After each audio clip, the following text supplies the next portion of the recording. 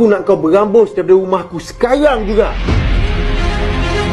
Engkau curang, kau tahu tak? Tak apa, dia tak curang. Sudahlah. Kau pekak ke? Aku cakap apa? Pergi naik atas tidur kan? Pergi naik! Sekali lagi kau lawan cakap aku, lagi teruk aku hati kau.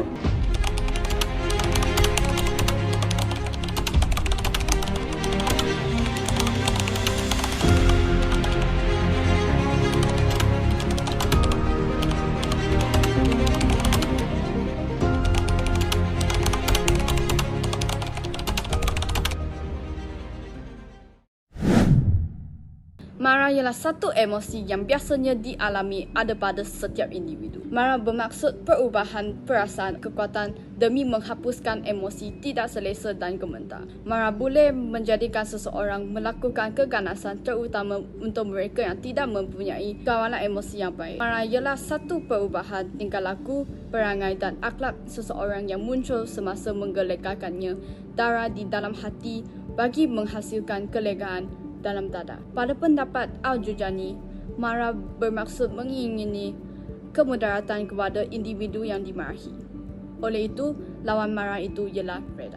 Apabila keinginan atau niat seseorang dihalang, api kemarahannya akan dinyala. Hal ini menjadikan darah hatinya mendidih lalu mengalir kepada saraf. Oleh itu, muka dan mata kita akan menjadi merah semasa kita marah. Kalau dah namanya manusia, marah ni memang akan wujud dalam diri sebab benda tu fitrah. So, hari ni kita nak kongsikan 3 peringkat kemarahan yang ada dalam diri manusia. Yang pertama, seseorang ni terjadi satu benda kat dia tapi dia tak marah. Okey, contoh situasi kan. Kita pergi jalan-jalan dalam mall. Okey, lepas tu ada orang terlanggar bahu kita. Kita auto toleh lah kan. Lepas tu orang tu pun cepat-cepat lah minta maaf.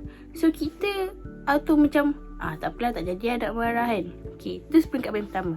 Untuk peringkat yang kedua pula, dia ni marah kena dengan situasi. So seimbang lah. Contoh situasi, okay, musim sekarang ni kan, budak-budak main mercun raya, mercun baling sana sini. Nak main mercun tak salah. Tapi yang salah, bila dia dah bakar mercun tu, dia baling ke orang, dia baling kat kereta, dia baling kat kucing. Kan dia dah mencederakan orang. So, kita marah sekadarnya lah. Janganlah marah sampai nak kena guna batang pipe pula kan. Kita marah dengan setimpal apa benda yang dia buat. Just untuk bagi peringatan je. So, peringkat yang kedua ni marah seimbang dengan situasi. Okey, peringkat ketiga ni akan selalu terjadi dekat orang yang barat. Sebab apa? Peringkat ketiga ni lah marah yang terlampau-lampau. Sampaikan semua benda lah dia nak marah. Dia nak campak kerusi, dia nak pukul-pukul, sampaikan orang tu masuk hospital ke, macam tu lah. Dia macam tak boleh nak kawal sangat marah dia tu sebab dia ikut sangat nafsu kemarahan dia tu. So contoh macam video klip yang pertama tu kan, Azrael dia marah-marah bini dia, pukul sana sini. Sebab itulah kita kena elakkan kalau marah sampai ke tahap ni. Sebab dia datangkan kecederaan ke orang lain. Kesanlah orang lain kan, orang lain yang bertanggung derita. Seiringlah dengan hadis Nabi yang diriwayatkan oleh Abu Hurairah radhiyallahu anhu, yang Nabi bersabda bahawa orang yang kuat tu bukanlah orang yang bergusti, tapi orang kuat tu adalah orang yang dapat menahan diri ketika dia marah.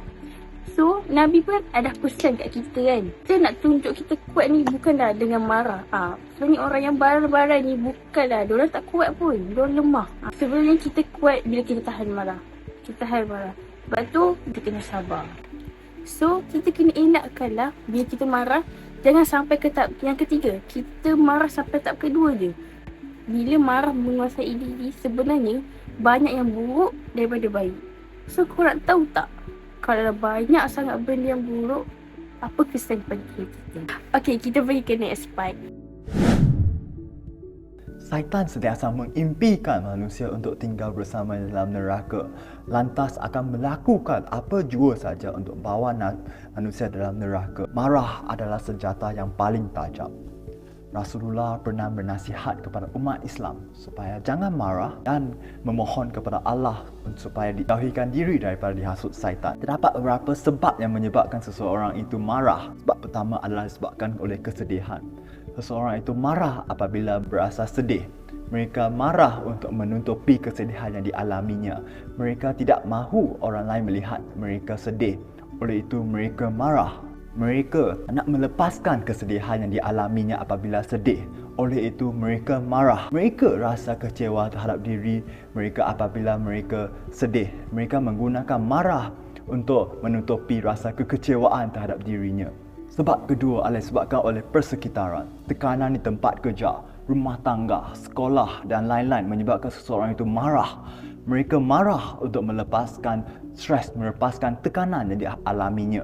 Keluarga juga menyebabkan seseorang itu marah. Keluarga merupakan antara salah satu penyebab utama kepada marah. Seseorang yang membesar di keluarga yang mempraktikkan amalan marah untuk menyelesaikan masalah akan menyebabkan anak itu gunakan marah untuk menyelesaikan masalah. Bapa borek, anak rintik. Mereka anggap bahawa marah adalah salah satu ataupun cara yang betul untuk menyelesaikan masalah. Mereka menyaksikan ibu bapa mereka marah apabila menemui sesuatu masalah. Mereka akan menggunakan marah untuk menyelesaikan masalah tersebut. Kesimpulannya, terdapat 3 sebab yang menyebabkan seseorang itu marah. Nombor 1, disebabkan oleh kesedihan. Nombor 2, disebabkan oleh persekitaran. Nombor 3, adalah disebabkan oleh keluarga. Marah adalah normal. Yang pentingnya, kita kena kawal emosi kita supaya kita tidak menggunakan marah untuk menyakiti orang yang tersayang. Ini kita bicarakan tentang perbuatan marah. Antara persoalan-persoalan yang akan timbul ialah apakah kesan-kesan yang akan berlaku bagi seseorang itu jika kemarahannya tidak terkawal dan terlalu berlebihan. Jadi, antara kesan-kesan yang akan saya kongsikan ialah yang pertama, seseorang itu akan mendapat azab dan juga kemurkaan daripada Allah Subhanahu Wa Taala. Hal ini kerana perbuatan marah tidak terkawal akan menjerumus dirinya kepada lembah kemaksiatan dan juga keburukan yang mana pada akhirnya akan membawa kepada azab daripada Allah sama ada di dunia maupun di akhirat kelak. Yang kedua, orang yang marah akan hilang kendali diri, di mana dirinya tak mampu untuk berfikiran dengan baik, tak mampu berfikiran dengan waras, serta tak mampu membezakan di antara perbuatan yang baik dan juga perbuatan yang buruk, hingga mengakibatkan berlakunya pergaduhan, kerosakan harta benda, permusuhan dan yang paling dahsyat sekali, hingga menyebabkan pertumpahan darah sesama manusia. Yang ketiga, orang yang marah akan dijauhi oleh orang-orang di sekelilingnya. Yelah, siapa je yang nak mendekati orang yang bersifat marah kan? Jadi sifat marah ini perlu dijauhi. Dan yang terakhir, orang yang tidak mampu mengawal kemarahannya akan memberi kesan negatif kepada dirinya sendiri. Seperti dia akan selalu gelisah, akan selalu muram, dirinya akan sentiasa berasa tak tenang, emosi yang tak stabil, tekanan perasaan dan sebagainya. Jadi kesimpulannya, kita mesti jauhi marah.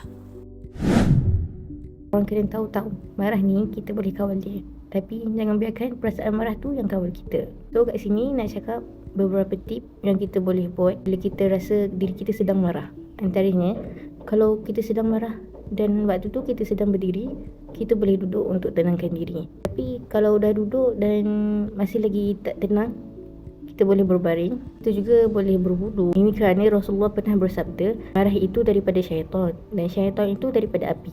Maka redakanlah marah itu dengan wudu. Kesimpulannya kawan-kawan, sifat marah ni dia lebih banyak memberikan kesan negatif dalam hidup kita. Jadi ayolah kita mengawal marah kita dan lebih mengamalkan sikap sabar di dalam diri kita dalam kehidupan seharian kita.